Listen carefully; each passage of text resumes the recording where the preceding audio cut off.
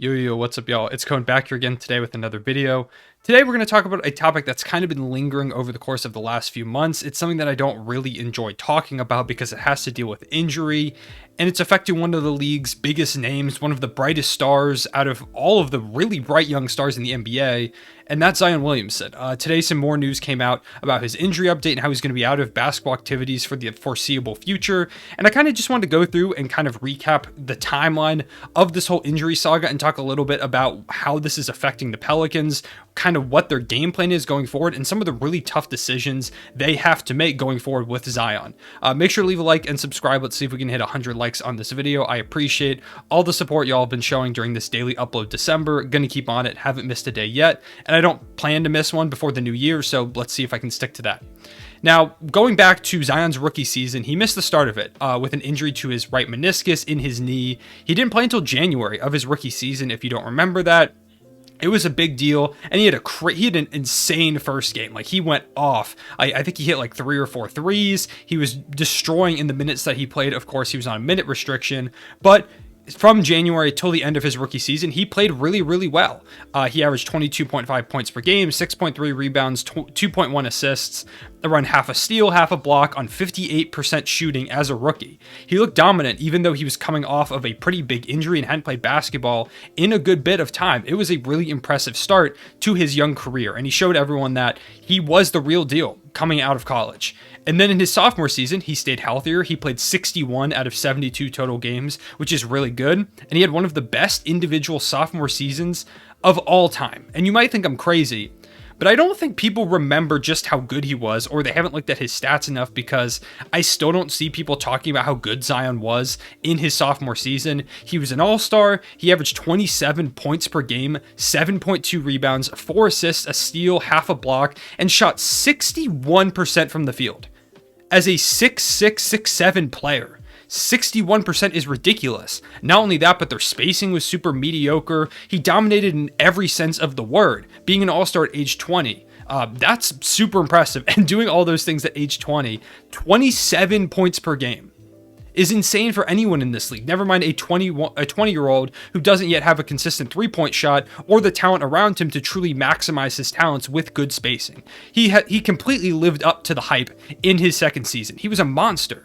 And coming off of that season, it looked like the Pelicans were going to come into the following season, this one that we're in right now, with a shot to make the playoffs. They added Jonas Valanciunas, a good center that has been able to space the floor really effectively over the course of this year. There's potential for a Nickeil Alexander-Walker breakout season. He's a player that I like a lot coming into the year. He's someone that I really wanted the Thunder to get when we traded the Pelicans Steven Adams. Of course, it didn't end up working out, but he has had a good season so far, showing that that potential was true. They added a pretty solid floor spacer in Trey Murphy III in the draft, and of course, there was tons of potential for improvement from their two young all-stars, Brandon Ingram and Zion.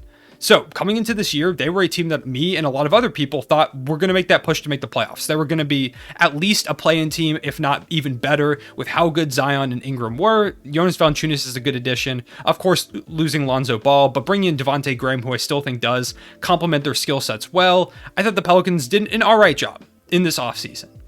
Then, in the offseason, we found at Media Day that Zion had fractured his foot. And he got surgery to repair it. In the offseason, it's alarming. A foot injury is never good, especially for a guy of a bigger size. Even though he's only 6'6", 6'7", 280 pounds is how much he weighs according to Basketball Reference. That's a lot of weight to put on a foot. But he was expected to return towards the start of the season. Everything was going to be okay. There was all that weird stuff as well in the offseason about, does Zion want out? Is there all these, like, did David Griffin go play him piano in his hotel in the bubble? All that weird stuff. But it looked like Zion was going to be back to start the regular season. But there have been a lot of setbacks. We keep seeing reports saying that his recovery is going a little bit slower. He's not quite there yet. He's not cleared for this and that. However, up until late November, the Pelicans, they finally said that he was cleared to play in full team activities, participate in full court 4-on-4 in practice. He was finally getting closer to coming back after not being there for the first 15 or so games of the season. It looked like Zion was kind of on his way back, and that has kind of been the sign. Then on December 2nd, a report came out that he was feeling some soreness, nothing too alarming, but of course not the news you really want to hear. And then today, the big news that came out that prompted me to make this video, Woj and Shams have said that Zion is shut down completely from basketball activities. There's been a regression in the bone healing. I don't know a lot about bones. I don't know what causes setbacks. All I know is that they're not good. And now it's reaching a point where I wouldn't be surprised if Zion doesn't play this season. They shouldn't risk bringing him back. And right now they're 8-20. Without him, it's not going well. Maybe this is just a season where you just call it a loss. Maybe you get a good draft pick and you don't rush Zion back because he is your franchise guy. He's shown what he's capable of. And if he comes back and plays like a franchise guy, then you have a chance to maybe win a championship at some point. But if you rush him back for this whatever kind of waste of a season, you risk him getting hurt and losing out on potential years of his great career. So I wouldn't be surprised if he doesn't play. So that means up to this point, Zion has only played 85 out of 172 total games possible in his first 3 seasons. Now he has a lingering foot issue. So I'm starting to worry about Zion. He's been one of the best and most exciting young players in just the first 2 seasons of his career, but his career is already kind of being derailed a little bit. He might miss his entire 3rd season. He missed the first 50, 60 games of his rookie year. He's missed a lot of time already due to this injury in just his first 3 years. And alongside all of this going on, there have been a lot of pictures coming out. If you're on Twitter, you've seen them, of Zion where he looks a lot bigger than when he last played. I'm not going to say anything. I'm not a huge fan of the jokes that are kind of picking on his weight because that's just not my type of humor. I also don't know if the reports that say that he weighs 330 pounds are true, because that seems kind of crazy. I don't believe he doesn't look that big in the photos. There are some photos that have weird angles where he looks bigger than other ones, but in some of the photos he does not look anywhere near 330 pounds. I don't think that's true, or if I quite believe it, maybe it's true, but for me personally, I'm kind of on the fence on it. But the big concerning thing is, it's clear he is kind of putting on some weight, and the more weight that he puts on, the more chance of re-injury he's going to have on that foot. And with a foot injury, it's not easy to do any physical activity that can help him get in better shape. You can diet all you want, but if he's not doing any physical activity, if he just has to sit there with a broken foot, it's really hard to get into better shape. So it's a really bad cycle where his foot is hurt, so he starts to put on weight, which can cause his foot to get hurt more, and when his foot is hurt more, he can't really do a lot of physical activity. So it's a scary cycle, and it's worrying.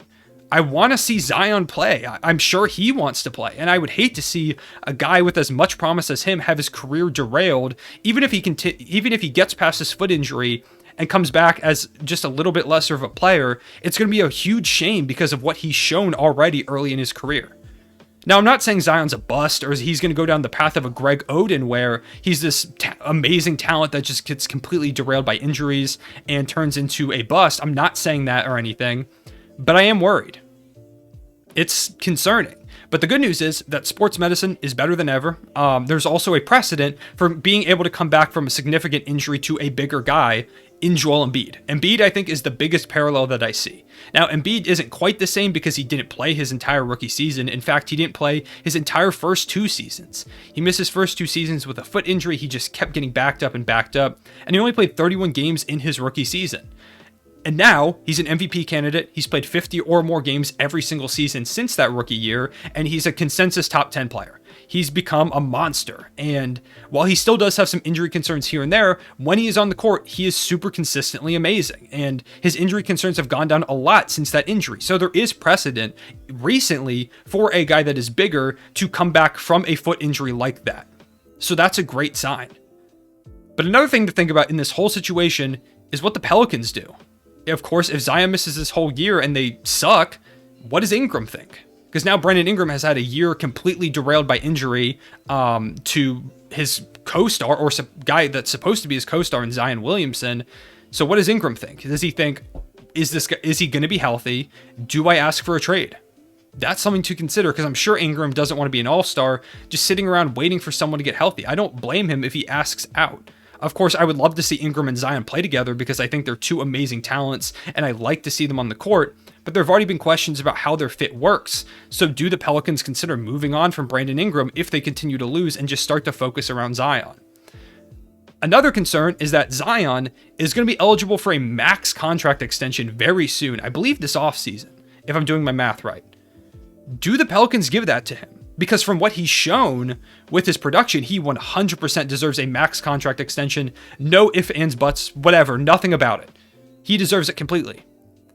But there have already been reports that Zion is kind of leaning away from New Orleans, and if they don't offer him that max contract extension, that could be the final straw. But I also don't blame them if they don't offer him that. If he doesn't play this entire season, what if he doesn't come back the same? I pray that's not the case, but that's always a concern. What if he doesn't come back as quite the same player? What if he's kind of just all right, and now you've got a max contract locked up in a guy that's just okay, or even if he's good, maybe not quite the player you want on a max contract? Then you're stuck. You've handicapped yourself for the foreseeable future. So it's hard to win in the Pelicans' case if he does miss this whole season.